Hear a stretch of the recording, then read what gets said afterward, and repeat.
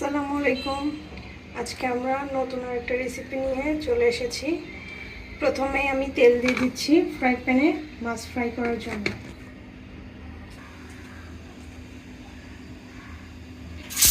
তারপরে আমরা মাছগুলো দিয়ে ফেলবো সব।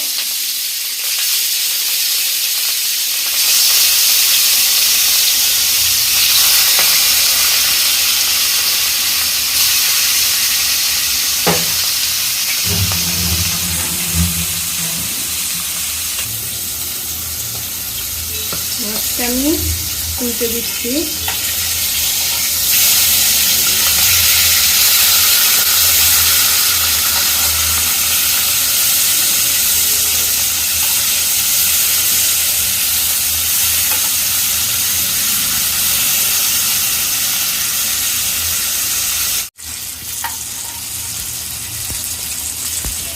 এখন আমি মাছগুলো তুলে ফেলবো। এরপরে বাকি মাছগুলো আমি এভাবে ধুয়ে ফেলবো। ও আর বলাই তো হয়নি আজকে আমরা কি রান্না করতেছি। আচ্ছা চলেন রান্নার মাঝখানেই দেখেন কি রান্না করছি আজকে আমরা। এখন আমরা দিয়ে দিচ্ছি তেলের মধ্যে রসুন পেঁয়াজ।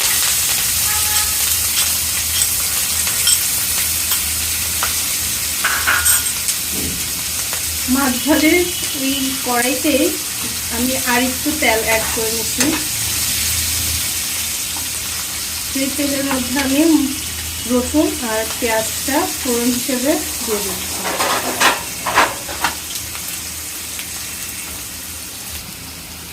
দিয়ে দিচ্ছি 1 চা চামচ পরিমাণ লবণ, হলুদের গুঁড়া,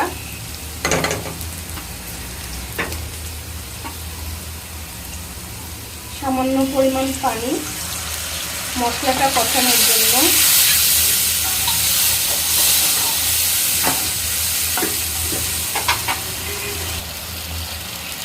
দিয়ে দিচ্ছি মরিচ।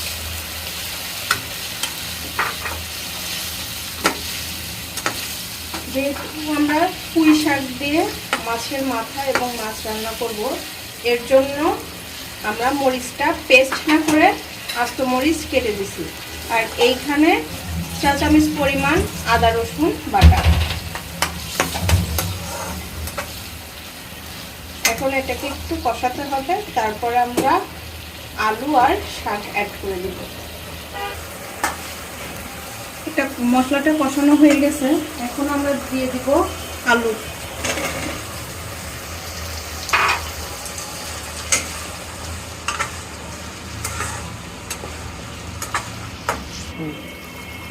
এবার আমরা অ্যাড করব পুঁই শাক।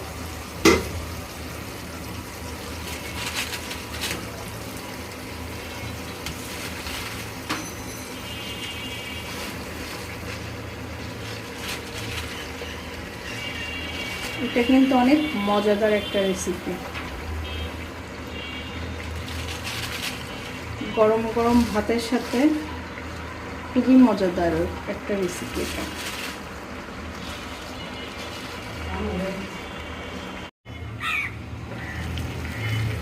এই পর্যায়ে আমি শাকগুলো একটু নেড়ে চেড়ে দেব। ও হ্যাঁ, আমি কিন্তু মাছের মাথা দুইটা দিয়ে ফেলেছি, কারণ মাছের মাথা যতই ফ্রাই করেন ওটা একটু কাঁচা কাঁচা থাকে, সেই জন্য শাক আলু কষানোর সঙ্গে সঙ্গে আমি মাছের মাথা দুইটাও কষাতে দিয়েছি। এরপর আমি বাকি মাছগুলো অ্যাড করে দিব। এবার আমরা অ্যাড করব মাছ যেগুলো ভেজে রেখেছিলাম সেগুলো।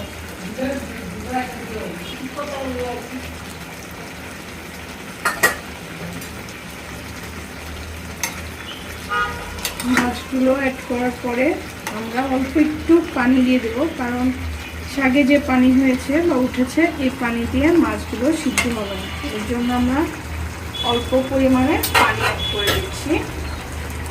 1/2 কাপ পানি আমরা অ্যাড করে দিব। এখন আমরা রান্নার শেষ পর্যায়ে চলে এসেছি। নামানোর আগে আমরা দিয়ে দিব ধনিয়া পাতা।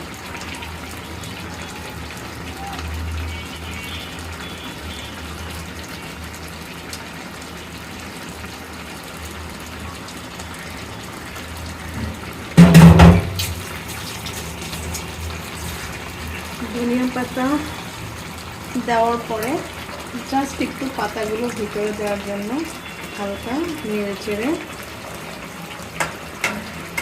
2 থেকে 3 মিনিটের মধ্যে ঢেকে সার্ভ করে ফেলতে। আমার রান্না অলরেডি হয়ে গেছে। সবাই কমেন্ট করে বলবেন যে কেমন লাগলো আমার রান্না, আর অবশ্যই আপনারা বাসায় ট্রাই করবেন। আল্লাহ হাফেজ।